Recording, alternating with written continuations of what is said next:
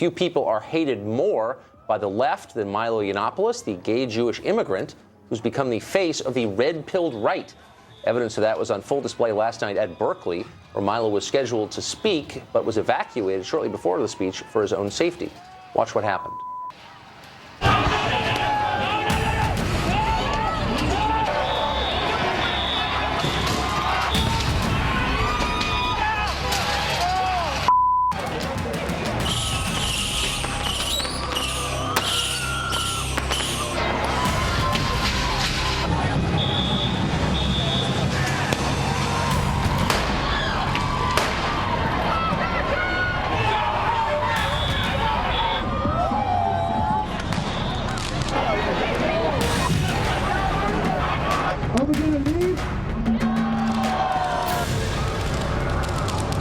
That was America last night. Breitbart editor Milo Yiannopoulos joins us for his first interview since we spoke with him by phone last night. Milo, thanks for joining us. Thank you. You tried to express your views and were prevented by a violent mob. So if you were an anarchist or a Scientologist or a flat earth activist, it wouldn't matter. No. You were not allowed to exercise your First Amendment rights, and that's shocking. Give us first a quick recap of what happened last night to you. Well, I think I agree with you in the first place. I mean, I'm not any of the things that these posters characterize me as in an effort to legitimize the violence. But even if I were, I don't think it would matter for the reasons you say. So I went in to do my talk. We go in a couple of hours before to set up our tech and for me to, put on a costume or something. I had a wonderful outfit plan, which is the main reason I'm upset about yesterday. I was going to go as I was going to talk about cultural appropriation in full Native American headdress. I had a full custom headdress with my name embroidered on it. I'm so mad that I didn't get to wear that. Anyway, we went in for like an hour or two beforehand. We were planning it, and suddenly there were these explosions outside. There were firecrackers and rocks being hurled at the building. The police were having things hurled at them, and I was evacuated up to the 5th floor, like by the fire escape. It was all very exciting. And then suddenly, I was being taken out of the building. I was informed that I was being evacuated because there were hundreds of protesters outside, blowing things up, hurling things at the police. The police didn't seem to me to be doing very much aside from hiding inside the building. The ground floor had been stormed, so we had to rush down to the parking lot, find one car, and that exit was blocked. So we ran to another car, and we finally got in one, and I was, bundled in, put in a bulletproof vest, and whisked away. And that is the price you pay for being a libertarian or a conservative on American college campuses. So what's so striking is I have no doubt the average police officer does not sympathize with a mob like that. I just have no doubt about it. But the truth is they did not come to your defense in a meaningful way. The video proves it. You're affirming it now. Why? Well, we don't know for absolutely sure, but one thing I can tell you is that the mayor of Berkeley, who was sort of gleefully egging this stuff on yesterday, who today had to apologize for the usual leftist name calling of me today. What did he say about you? Well, the usual slurs, this white supremacist speaker. I mean, please, anyone who's spent 5 seconds in my company or 2 seconds in my bedroom knows I'm not a white supremacist. But this usual slurs that they wheel out in a sort of effort to legitimize violence against you. They want to call you the worst possible name. It's like the punch a Nazi thing, right? Well, I could imagine a reasonable person being taken some way along the argument of it's okay to punch Nazis, but the problem is that the left calls everyone Nazis. So basically, they can punch anybody. Wait a second, isn't it Nazis who do the punching? Isn't that what separates Nazis from the rest of us? They don't tolerate dissent, but civilized people do. You would think so. I mean, when my book was announced, of course, there were people saying they were going to burn it while calling me the fascist. I mean, this is the sort of irony the progressive left in America doesn't seem to appreciate. But the real problem is this name calling, because as grateful as I am to be on the show and I like the attention, the real people that I want to hear from are the guys who run CNN, who are legitimizing ordinary conservatives being called white supremacists, anti-Semites, racists, sexists when they're not. There's an inevitable, obvious consequence to this. I obviously have an interest in this because I don't anymore work at that network, so I don't even want to affirm what you just said, but I have to because it's true. Now, here is a tweet that they sent out, and I'm quoting. Yeah. This is from a CNN Twitter feed. Extremist Milo Yiannopoulos, whose Berkeley event sparked protests, takes on the college establishment and rallies white supremacists. That's from the CNN Twitter feed. I mean, is any of that true? No, I mean, it beggars belief. I mean, it just beggars belief. But the subtext is you deserve it. Yes, it is. Yes, it is. And these people must be held to account. The media has created this environment in which it's okay to say almost anything about somebody who is, right of Jane Fonda. If you have slightly conservative or even libertarian points of view, especially if you are persuasive and charismatic and funny and effective, like we both are, you will get called the most appalling things. And it's a way of legitimizing, in some cases, as happened last night, violent responses. But what I find so striking about this is that it should not be a left-right debate. because all Americans, as their birthright, have the right enshrined in the Bill of Rights to say what they think is true, period. And yet, I checked extensively, and so did our staff today, to find liberals defending you. I found one with an unalloyed defense. It was Peter Beinart. Peter Beinart at The Atlantic, who is a sincere and principled liberal, defended you. Yeah. The rest did not, and some, in fact, seem to endorse the violence against you that squelched your speech. Well, they're in a bind, aren't they? Because if you come out against it and you condemn it, you're sort of saying there's something wrong with your own side. You're saying that something we have done has created an environment in which it's okay to physically attack the guests. I mean, let's be completely clear. There's this attempt to paint what happened last night as the destruction of property and as sort of, as protest. It wasn't. It was violent rioting in which people were physically assaulted. People were bleeding. People were beaten. All sorts of things happened to people who just showed up, not all of whom were fans of mine, but just who wanted to come and just listen to what I had to say. And those people were attacked, physically attacked, right? This is political violence in response to perfectly mainstream opinion.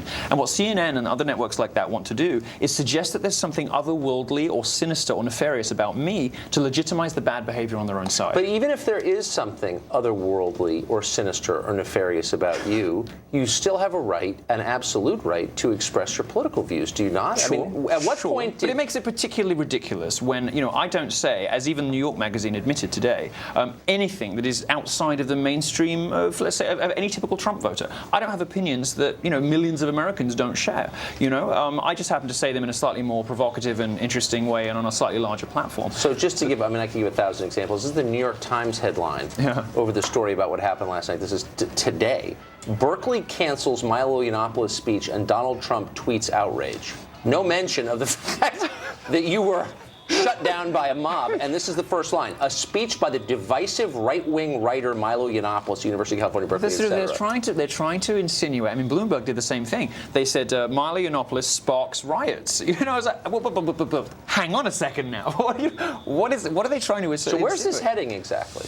Well, I feel actually more optimistic about this than probably most conservatives because, I've been on more college campuses, I think, than anybody else in America over the last 12 months as part of my tour, and I have seen a change in atmosphere. I've seen conservatives becoming more emboldened and happier. I have seen also huge numbers of alumni changing their positions on whether or not they're going to support their old schools.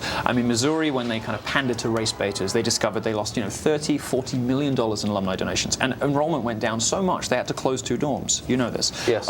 This is going to start happening all over America, and my view is, the American higher education market, and it is a market, is going to fix this because schools are going to have to pick. Either they go the direction of the University of Chicago and they say, you know what, don't apply here if you want safe spaces and trigger warnings. This is a place you come to be challenged. This is a place you come to expose yourself to people you think that you're going to hate and see if it changes your point of view.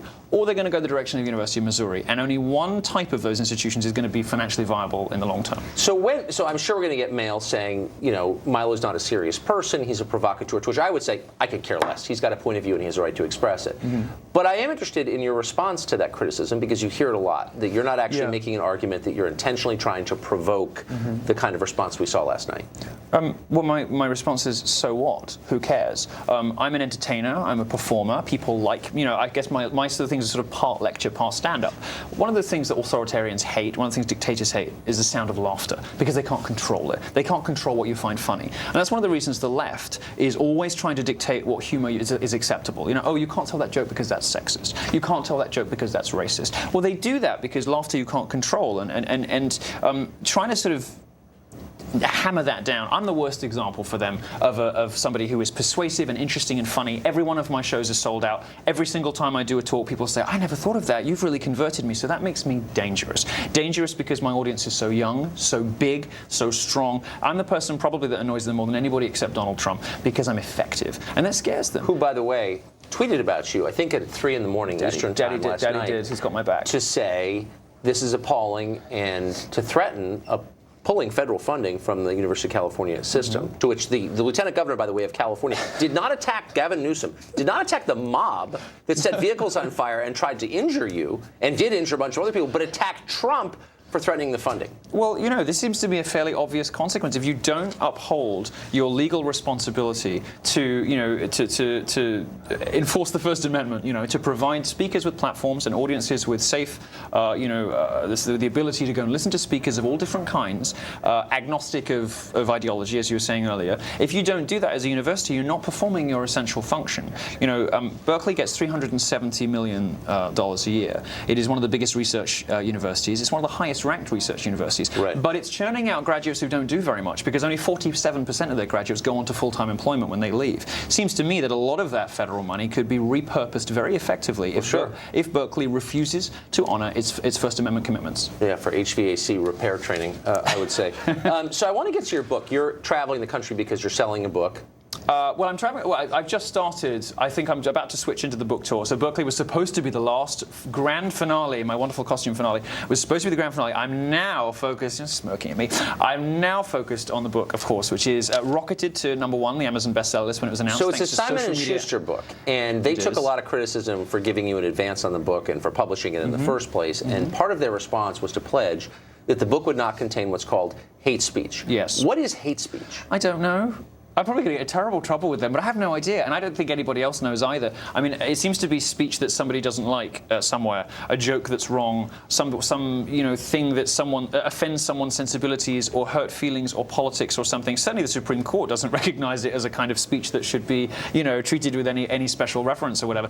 Hate speech, it seems to me, has been defined by the political left as anything we don't like, anything that violates social justice doctrine, feminism, Black Lives Matter kind of ideology. It's not something that I have ever heard particularly effectively defined. I have literally no idea what it is. I have no idea what it is. But because your publisher, Simon & Schuster, has pledged to keep it out of your book, did an editor say to you, here's how we define hate speech, and here's what we're going to be striking from your manuscript? Get in so much trouble. I don't know what they mean by that. Look, all I can tell you, this book actually is going to be a lot more serious than people probably anticipate from me. I have my college tour to lob bombs, to be outrageous, to whatever. This book's actually pretty meaty, pretty substantial. It demonstrates a lot of reading, a lot of consideration of the issues. This book is already going to be one of the big books of 2017. It is going to be one of those, a big sort of signature, cultural moment for a particular millennial generation that suddenly woke up and decided that being Republican was cool and was a libertarian, punk alternative choice. I'm one of the people they look up to as a whatever cultural figure. This book actually is much more serious than people imagine. So if you're a feminist or a Black Lives Matter activist who is looking to be offended by this book, you might be disappointed. And if you're somebody who's going in just thinking, oh, this is going to be a load of jokes about his black boyfriends and name calling and fat jokes, you might also be disappointed. This is a pretty substantial book. It's a book that sets out where I believe America went wrong in terms of respecting the First Amendment, the state of free speech on American college campuses and in the media and in academia and everywhere else in American public life. So we life. talked about this last night briefly, but you're obviously an immigrant to this country from the UK. Well, I'm on a visa technically. But on a visa technically. Presumably you came here with the assumption that this was a place where you could express your beliefs, even if not everyone agreed with them. It was horrifying. How has it lived up to the billing? It was horrifying. Honestly, I don't mean to be theatrical, I'm prone to melodrama, but it was horrifying. To come here, land of the free, home of the brave, blah, blah, blah, and for me to do a college tour, to be a journalist here, imagine the fourth estate in America. You could be able to say, do, be anything, right? That's what you would think coming from Europe, where we really don't have free speech protections. If it exists, there are rules about it. If it exists, it is regulated in Europe, in Europe, you can get arrested for being misogynist, arrested for being offensive. These are actual offenses. These are things the police can come and take you away for in Europe. As Americans don't really understand how bad it is in Europe.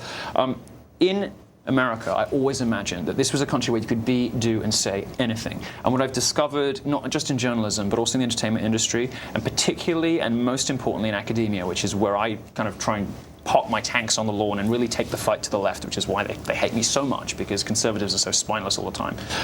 I take the fight to them, and on American college campuses, I have experienced, restrictions on the freedom of speech, groupthink, and penalties, social and institutional penalties, and financial penalties, for free expression, like nothing I ever experienced in Europe. So really, we're almost out of time, but we have guardians of the First Amendment, official ones. The ACLU is the leading one historically. We tried to get Anthony Romero, the head of it, on tonight to talk about this. Yeah. He's refused to come on. We also, by the way, tried to get the Human Rights Campaign to come on to talk about this too. But has anybody from the ACLU or PEN America or any people who claim to represent the First Amendment called you to say, we're going to help? No, of course not. No, of course not, because these organisations have been, have almost completely given themselves over to a particular view of free speech that is hugely restrictive and which circumscribes, which cuts out mainstream, ordinary conservative opinion. There's a reason there's a sort of parallel conservative media in this country. There's a reason why there's this extraordinary bifurcation between liberals and conservatives in this country. It is because the establishment, the media, academic